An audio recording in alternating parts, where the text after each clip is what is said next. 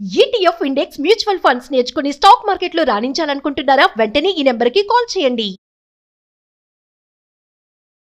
Hi hello నమస్తే, welcome back to Suman TV. భారతీయ యువతికి చైనాలో అవమానం జరిగింది. యూకేలో నివసిస్తున్న అరుణాచల్ ప్రదేశ్ యువతి జపాన్కు బయలుదేరింది. అయితే మధ్యలో షాంఘైలో విమానం మారాల్సి వచ్చింది. మరి అక్కడ చైనా పోలీసులు ఆమెను అడిగించారు. తర్వాత ఏం జరిగింది, దీనిపైన మరింత సమాచారం అందించడానికి మనకు అందుబాటులో ఉన్నారు ఎక్స్ మేజర్ ఓబ్రాయ్ గారు. Over to sir. అందరికీ జై హింద్. మరొకసారి చైనా ప్రూవ్ చేసుకుంది రష్యా లాగా చైనాని నమ్మడానికి వీల్లేదని చెప్పి. మనకి చైనాకి బౌండరీ డిస్ప్యూట్స్ ఉన్నాయి, మనందరికీ తెలుసు. కానీ నిన్న ఒక సంఘటనలో షాంఘాయ్ చైనాలో ఒక ఎయిర్పోర్ట్, ఈ ఎయిర్పోర్ట్లో ఇండియాకి సంబంధించిన ఒక మహిళ London to Japan via China తను ప్రయాణిస్తున్నప్పుడు చైనాలో షాంఘాయ్ ఎయిర్పోర్ట్లో తనని 18 గంటలు అక్కడ ఎయిర్పోర్ట్లో వెయిట్ చేయించారు. ఎందుకంటే తన పాస్పోర్ట్ ఇన్వాలిడ్ అని చెప్పి మాట్లాడారు. ఎందుకంటే ఇతను తన ప్లేస్ ఆఫ్ బర్త్ అరుణాచల్ అని పాస్పోర్ట్లో రాస్తుంది కాబట్టి. అండ్ చైనా వాళ్ళు ఏమంటున్నారంటే Arunachal Pradesh is part of China and not part of India, అందుకే మీ పాస్పోర్ట్ ఇన్వాలిడ్ అని చెప్పేసి 18 గంటలు ఆవిడ్ని ఎయిర్పోర్ట్లో వెయిట్ చేయించారు. ఇండియన్ ఎంబసీ వాళ్ళు ఇంటర్ఫియర్ అయిన తర్వాతనే ఆవిడ్ని వదిలేరు అన్నట్టుగా చెప్తున్నారు. సో అసలు ఈ ప్రాబ్లం ఏంటి, ఈ ప్రాబ్లం వెనుక హిస్టరీ ఏంటి, మరెన్నో విషయాలు చెప్తాను, జాగ్రత్తగా వినండి. ఫస్ట్ ఆఫ్ ఆల్ ఫార్మోస్ట్ మనందరికీ తెలుసు రీసెంట్గా SCO సమ్మిట్స్ జరిగాయి. SCO సమ్మిట్స్ అప్పుడు చైనా ఇండియాకి చాలా మంచి ఒక స్నేహితుడు అయిన కంట్రీ లాగా ప్రవర్తించడం మనందరికీ తెలుసు. కానీ రష్యా లాగా చైనాని నమ్మడానికి అస్సలు వీల్లేదు. ఎందుకంటే చైనా ఇండియాలో ఒకవైపు కశ్మీర్, ఇంకోవైపు అరుణాచల్ ప్రదేశ్, కశ్మీర్లో అక్సై చిన్ భాగం నాదని చెప్పేసి అరుణాచల్ ప్రదేశ్లో complete state of Arunachal Pradesh నాది అని చెప్తుంది. దీని వెనుక హిస్టరీ ఏంటో చెప్తాను వినండి. ఫస్ట్ ఆఫ్ ఆల్ మనము జాగ్రఫీ చూసుకుంటే గనక ఇక్కడ కశ్మీర్లో అక్సై చిన్ భాగం నాది అని చెప్పేసి 1962లో ఇండియా చైనా వార్ జరిగింది కదా, ఆ వార్ తర్వాత ఈ టెరిటరీని అక్రమంగా ఆక్రమించింది. అప్పటి నుంచి ఈ టెరిటరీ చైనా ఆధ్వర్యంలోనే ఉంది. ఇది పక్కన పెట్టేస్తే ఇక్కడ అరుణాచల్ ప్రదేశ్ ఉంది. ఈస్ట్లో అరుణాచల్ ప్రదేశ్తో మనకి బౌండరీ ఉంది. చైనా ఏమంటుందంటే ఈ complete state of Arunachal Pradesh is part of southern Tibet అంటది. సో దీని వెనుక ఇంకేమైనా ఇన్ఫర్మేషన్ ఉంటాయి, ఇవన్నీ దీని వెనుక అసలు హిస్టరీ ఏంటి చెప్తాను వినండి. ఫస్ట్ ఆఫ్ ఆల్ మనం మొట్టమొదటిసారిగా 1914లో మనము ఒక అగ్రిమెంట్ సైన్ చేసాము. ఆ అగ్రిమెంట్ పేరు షిమ్లా అగ్రిమెంట్ అనమాట. 1914 యాక్చువల్లీ ఈ 1914 అనగానే ఏంటి, అప్పుడు మన దేశంలో అప్పుడు బ్రిటిష్ రాజ్యం ఉంది, మనం ఇంకా స్వతంత్రం రాలేదు 1914లో. ఈ 1914లో బ్రిటిషర్స్ ఏం చేశారంటే ఒకవైపు టిబెట్ని పిలిచారు అగ్రిమెంట్ కోసం, ఇంకొక వైపు చైనాని పిలిచారు అగ్రిమెంట్ కోసం. For example first of all మనకి ఒక విషయం అర్థమవలసింది ఏంటి అంటే బిఫోర్ 1950s వరకు మనకి అసలు చైనాతో బౌండరీయే లేదు, మన బౌండరీ అంతా టిబెట్తోనే ఉండేది. ఎప్పుడైతే 1950, 51, 52లో చైనా టిబెట్ని ఆక్యుపై చేసిందో అప్పటి నుంచి మనకి బౌండరీ చైనాతో అయిపోయింది తప్పితే అప్పటి వరకు ఇండియాకి అసలు చైనాతో బౌండరీయే లేదు. కానీ ఈ 1914 అగ్రిమెంట్ అప్పుడు మరి చైనాని ఎందుకు పిలిచారు అంటే దానికి ఒక కారణం ఉంది. ఎందుకంటే ఇక్కడ మీరు చూస్తున్నారా మయన్మార్ అని చెప్పేసి, అప్పట్లో మయన్మార్ కూడా బ్రిటిష్ టెరిటరీలో భాగం కాబట్టి అండ్ మయన్మార్కి చైనాతో బౌండరీ ఉంది కాబట్టి మయన్మార్ బౌండరీ విషయం గురించి మాట్లాడదామని మాత్రమే చైనాని పిలవడం జరిగింది. ఈ మొత్తం బౌండరీ గురించి మాట్లాడడానికి మాత్రం అస్సలు కాదు. సో ఈ వెనక హిస్టరీ ఏంటంటే ఈ 1914లో కాన్ఫరెన్స్ పిలిచారు కదా, షిమ్లాలో కాన్ఫరెన్స్ జరిగింది. దీన్ని షిమ్లా అగ్రిమెంట్ అని తర్వాత సైన్ చేసుకున్నారు, చెప్తాను వినండి. ఈ షిమ్లా కాన్ఫరెన్స్లో ఒకవైపు టిబెట్, ఇంకొక వైపు చైనాని కూడా పిలవడం జరిగింది. కాకపోతే చైనా ఈ కాన్ఫరెన్స్ అటెండ్ అయిన తర్వాత ఈ అగ్రిమెంట్ షిమ్లా అగ్రిమెంట్ని సైన్ చేయలేదు. ఎందుకు సైన్ చేయలేదంటే చైనా ఏమన్నదంటే ఆ కాన్ఫరెన్స్లో Tibet is not an independent country, Tibet is not an independent country అని చెప్పడం జరిగింది. యాక్చువల్లీ ఇది తప్పు. హిస్టారికలీ టిబెట్ ఎప్పుడు ఒక స్వతంత్ర దేశమే. కాకపోతే ఏం జరిగిందంటే హిస్టారికల్ గా మ్యాప్ సాయంతో చెప్తాను. ఇక్కడ మనం నార్త్ వైపు చూసుకుంటే, ఇలా టిబెట్ కి నార్త్ వైపు చూసుకుంటే మంగోలియా అనే ఒక ప్రాంతం కూడా ఉంటుంది. ఈ మంగోలియన్స్, చెంగీస్ ఖాన్ మీరు పేరు వినుంటారు కదా, వాళ్ళు ఫ్రీక్వెంట్ గా ఇలా టిబెట్ మీద దాడి చేసేవాళ్ళు అనమాట. సో టిబెట్ ఎందుకంటే బుద్ధిజం ఫాలో చేసేది కాబట్టి వాళ్ళు పెద్దగా మిలిటరీ ఆర్మీ అలా మెయింటైన్ చేసేవాళ్ళు కాదు. సో వీళ్ళు ఈ మంగోల్ ఇన్వేజన్స్ నుంచి వాళ్ళని కాపాడమని చెప్పి చైనాకి రిక్వెస్ట్ పెట్టేదన్నమాట. అప్పుడు చైనా వాళ్ళు ఇలా టిబెట్కి వాళ్ళ ఆర్మీ పీపుల్ని పంపించి టిబెట్ని మంగోల్ ఇన్వేజన్స్ నుంచి కాపాడేవాళ్ళు. So over a period of time ఏం జరిగిందంటే చైనా ఏం చేసింది, వాళ్ళ ఆర్మీ లీడర్స్ని టిబెట్లోనే పెట్టడం మొదలుపెట్టింది. వాళ్ళకి ఒక పేరు ఇచ్చారు, వాళ్ళని అంబన్స్ అని అనేవాళ్ళు అనమాట. సో ఈ అంబన్ అనే వ్యక్తి గ్రాడ్యువలీ ఆయన చాలా సత్తా టిబెట్లో పెరిగిపోయి ఆయన ఏమన్నాడంటే, టిబెట్లో మనందరికీ తెలుసు దలైలామా గారు ఉంటారు. Dalai Lama is a spiritual leader, also political leader also అప్పట్లో. సో ఈ అంబన్ ఏమన్నాడంటే, నేను దలైలామాతో సరి సమానము అని చెప్పడం స్టార్ట్ చేశాడు. అండ్ ఈ సందర్భంలో 1914లో ఈ మీటింగ్ జరిగినప్పుడు అప్పుడు చైనా చెప్పింది ఏంటంటే, Tibet is not an independent country, it is very much part of China అని చెప్పడం జరిగిందనమాట. సో అక్కడ ఇష్యూ ఇది మొదలైంది. అండ్ ఇలా షిమ్లా అగ్రిమెంట్ సైన్ చేయకుండా చైనా వెళ్ళిపోయింది. కానీ ఈ అగ్రిమెంట్లోనే మనము ఇండియాకి అప్పట్లో టిబెట్ మధ్యలో బౌండరీ రాసుకున్నాము. ఆ బౌండరీ పేరే మెక్ మహోన్ లైన్ అన్నమాట. మెక్ మహోన్ లైన్. సో ఇక్కడ బౌండరీ, ఇక్కడ సిక్కింలో బౌండరీ అండ్ అరుణాచల్ ప్రదేశ్లో బౌండరీ. ఈ బౌండరీ అన్నిటికీ మనం ఒక పేరు ఇచ్చాము. ఆ పేరే హెన్రీ మెక్ మహోన్ లైన్. మెక్ మహోన్ లైన్ అన్నమాట. కానీ చైనా ఈ లైన్ని గుర్తించలేదు. అండ్ ఇప్పుడు చైనా ఏమంటుంది అంటే, ఇప్పుడు 1952లో టిబెట్ని ఆక్రమించింది. 51, 52 నుంచి స్టార్ట్ అయ్యి 56, 57 వరకు కూడా వెళ్తుంది టిబెట్ని ఆక్రమించడం. 1952లో టిబెట్ని ఆక్రమించిన తర్వాత చైనా ఇంకొక విషయం చెప్పింది, అక్కడితో ఆగలేదు. చైనా ఏం చెప్పింది, Arunachal Pradesh is also part of southern Tibet అని చెప్పింది. అంటే టిబెట్ నేను తీసుకున్నాను, టిబెట్ నాది కాబట్టి అరుణాచల్ ప్రదేశ్ కూడా పార్ట్ ఆఫ్ సదరన్ టిబెట్ కాబట్టి అరుణాచల్ ప్రదేశ్ కూడా నాది అని చెప్పడం జరిగింది. చూడండి, ఒకవైపు టిబెట్నే అక్రమంగా స్వాధీనం చేసుకుంది, రెండో వైపు అరుణాచల్ ప్రదేశ్ కూడా పార్ట్ ఆఫ్ సదరన్ టిబెట్ అని చెప్పేసి చెప్తుంది.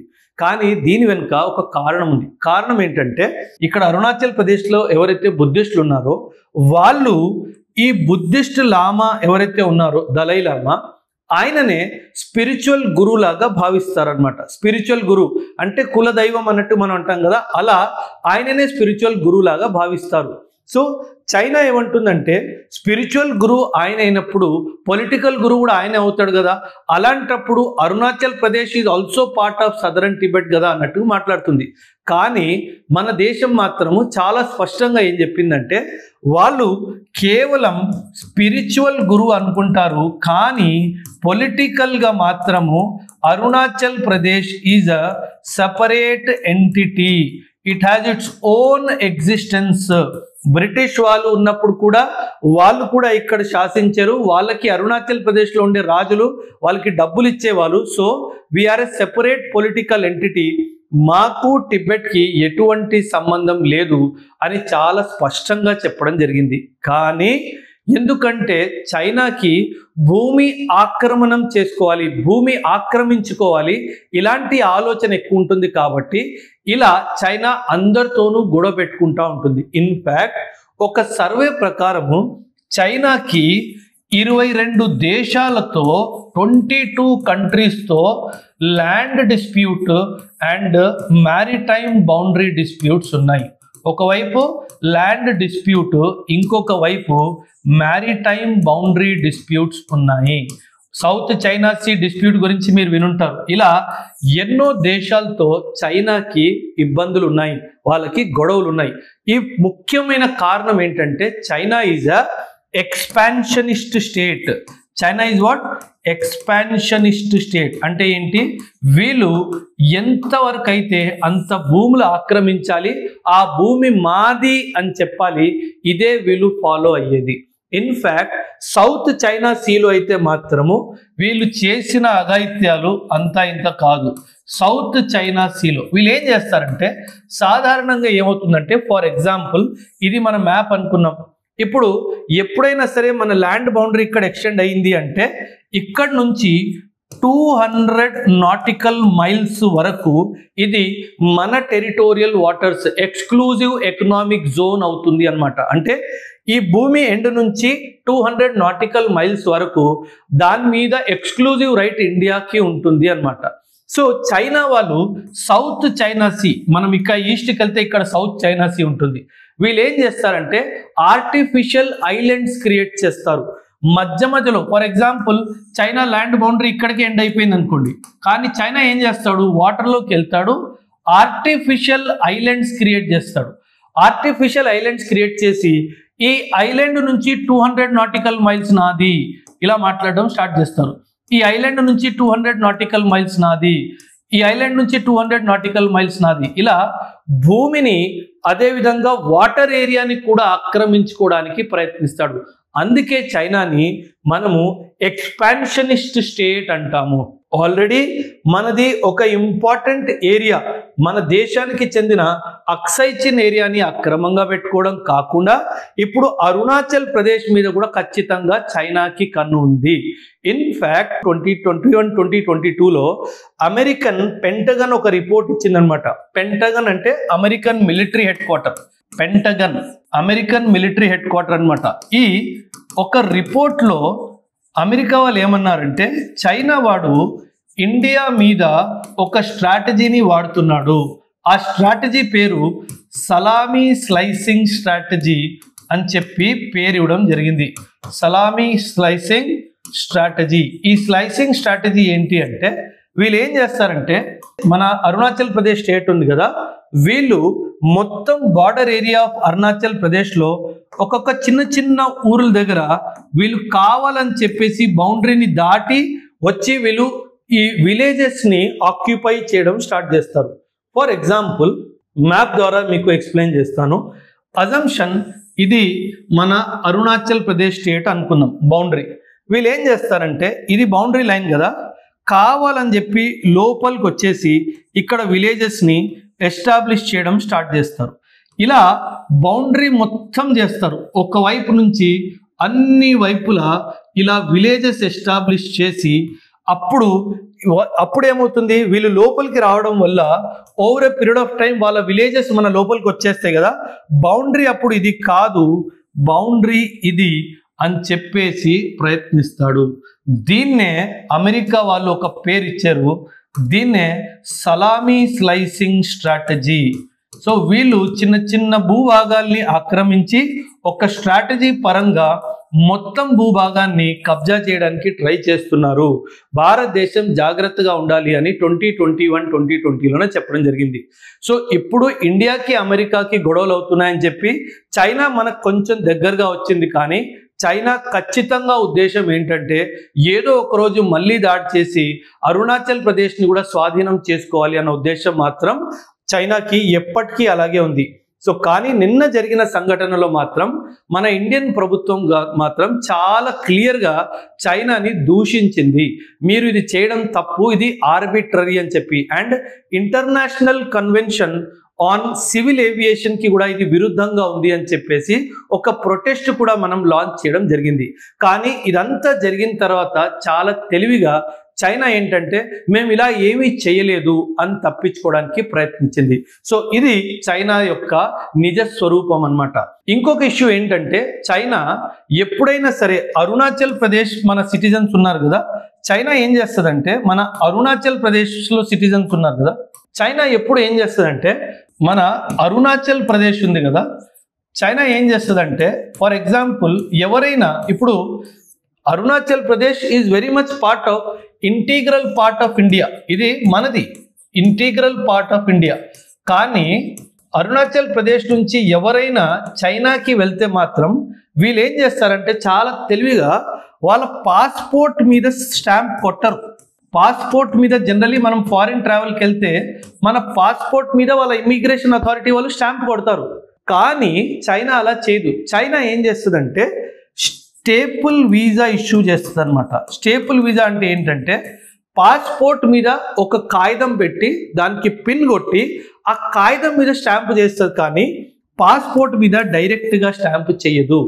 ఎందుకు అంటే దీన్ని స్టేపుల్ వీసా ఇష్యూ అంటారు. సో చైనా ఏమంటదంటే ఒకవేళ నేను మీ పాస్పోర్ట్ మీద స్టాంప్ చేస్తే Arunachal Pradesh is an integral part of India అని ఒప్పుకున్నట్టు అవుతుంది, కాబట్టి అందుకే నేను డైరెక్ట్గా పాస్పోర్ట్ మీద సైన్ చేయను ఆర్ స్టాంప్ చేయను, కానీ ఒక పేపర్ పెట్టి దానికి పిన్ పెట్టి స్టేపులర్తో దాని మీద మాత్రమే స్టాంప్ చేస్తాను అని చెప్పేసి చెప్తుంది. దాన్నే స్టేపుల్ వీసా అంటారు. సో ఇలా ఇది మొదటిసారి కాదు, చైనా ఎన్నోసార్లు గతంలో కూడాను ఎవరైతే అరుణాచల్ ప్రదేశ్ నుంచి వరల్డ్ ట్రావెల్ చేస్తారో, ముఖ్యంగా చైనాకు వెళ్తారో వాళ్ళ మీద ఇలా ఏదో ఒక విధంగా ఇబ్బంది పెట్టడానికి ప్రయత్నిస్తుంది. ఇది చైనా యొక్క నిజ స్వరూపం అన్నమాట. సో ఖచ్చితంగా జియో పాలిటిక్స్ విషయంలో మాత్రం, ఈ భూమి విషయంలో మాత్రం చైనాని నమ్మడానికి అస్సలు వీల్లేదు. సో చైనా చేసిన ఈ వెధవ పని మీద మీ అభిప్రాయాల్ని ఖచ్చితంగా కమెంట్స్లో తెలియజేయండి. థ్యాంక్ యూ అండ్ జై హింద్.